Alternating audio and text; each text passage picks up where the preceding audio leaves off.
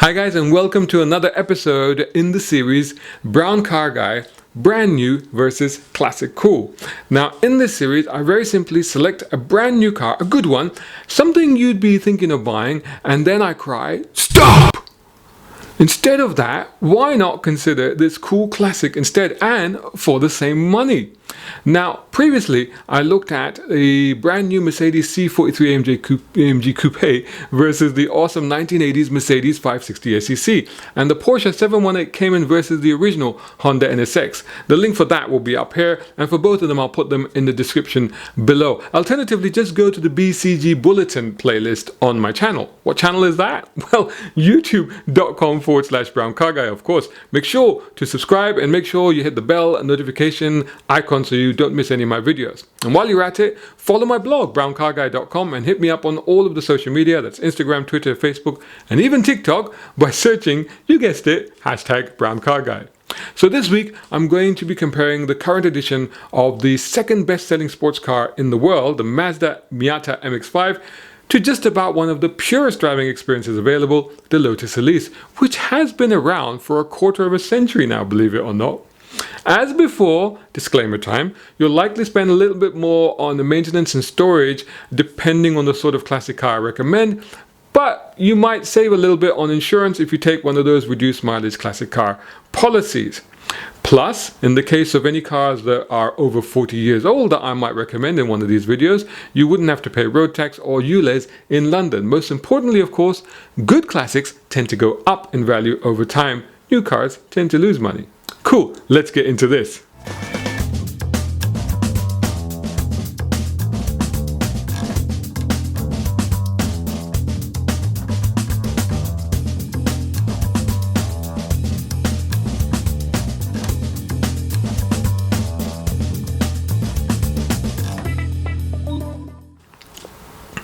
So the Mazda MX-5 itself has been around since 1989 and is now in its fourth generation. It is widely and justifiably regarded as brilliant. By the way, I know some people call it the Miata, but I'm going to call it the MX-5 because that's what I've always called it. The current generation has been around since 2015. I was a little surprised to realize that myself. It still looks so sharp and new. I've driven previous gens, but not this one. It took on quite a curvy and dramatic look compared to the earlier models. The first gen was delightfully simple in presentation and poise. It's impossible not to like it. The second gen got a little bit swoopy, while the third gen sought to go back and modernize the first gen's lines.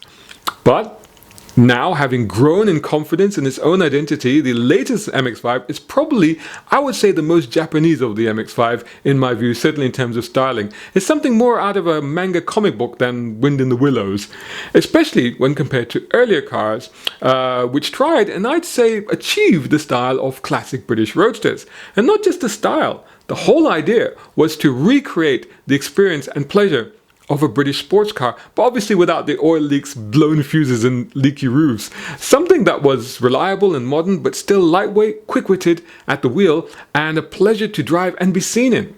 It's not about being overly powerful. It's always been about having just enough power for most people to get the most out of the brilliantly balanced handling most of the time. It's a great starter sports car, and at a price of around £25,000, it's not outrageously expensive either. Wait a minute though. You know, the story goes that Mazda bought an original Lotus Elise as a benchmark for when they were developing this car to try to closely match the handling and even the engine note to an extent. Now you can see where the emphasis on lightweight, just enough power, and superbly balanced handling came from. These were, of course, mantras for Colin Chapman and the sports car company he founded, Lotus. But I'm not going to point you to an original Elan as an alternative. They can be found for this sort of money, but good ones will be twice the budget, if not more. And either way, you can't daily drive them. They're just a little too special and, dare I say, delicate for that sort of thing. So the new Elan then, from the 1990s, one of the best handling front-wheel drive cars to have ever been created. But it doesn't quite fit the Mazda MX-5 mold, and the front-wheel drive can put people off, and it's hard to find good ones. So my alternative suggestion then has got to be the Elise. New ones will cost you from £45,000, and if you want one, you'd better hurry because after 25 years in production, they're on run out this year. Yep, Lotus will stop making the Elise and the other two spin-offs from the same chassis, the more racier Exige and the more practical Evora. But the Elise has been around since 1989, and you can get very good ones for about the price of a new Mazda MX-5. There'll probably be Series 1 or Series 2 Elise models. The Series 1 is cuter and looks a bit of a beach buggy gone racy, but if it's too adorable for you, the sharper suited S2 is the one to go for. I actually prefer its looks over the later S3. And even those second lights that look like they're teardrops, well, the car has a smiley face, right? So to me, they're like tears of joy, which is what you'll have when you're driving one. The best engines are the Toyota sourced units from about 2005. Obviously, the Japanese motors are stronger and more reliable than the Rover K-Series engines previously used.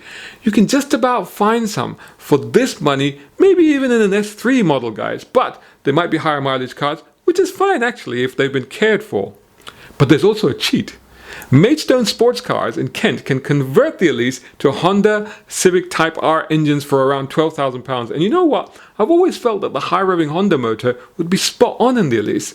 So maybe find a nice S1 or early S2 for 13k, which is possible, fit the Honda Screamer unit, and you have an awesome machine for still within the R25k budget. So just how awesome? Man, I have driven a few of these, and there is, as I've said, no purer driving experience this side of a Caterham 7, which was also a Lotus, may I add. The Elise is a completely unfiltered drive. The steering is constantly talking to you, the extruded aluminium chassis feels rigid and precise, you're open to the elements, nothing unnecessary gets in the way of your driving pleasure, and you know what? Here's some clips from one of my favorite reviews. It was me driving a Lotus Elise S in the UAE on my favorite road. It's about 5 years ago. Check it out.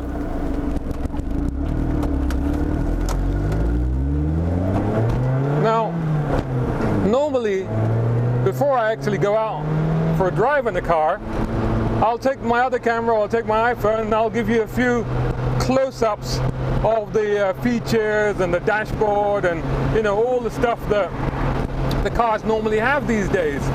But there isn't really much point doing that with this car because there isn't that much in this car. And it's all about this being the art of driving. But this is all the power that you're ever really going to need in this car. Don't forget, it weighs less than 1,000 kilograms. But what this car is about is just the drive. I mean, this is one of the purest forms or purest expressions of driving that you can simply get these days. Manual steering, no power steering, manual steering. This thing is riding and twisting, and you know, I'm getting so much feedback and feel through the steering wheel. I can feel every little bump and ridge, and you know, if there are bird droppings on this tarmac, I will feel them. You know, this is how sensitive this steering is. It's got amazing grip. It's got more than enough grip for this chassis.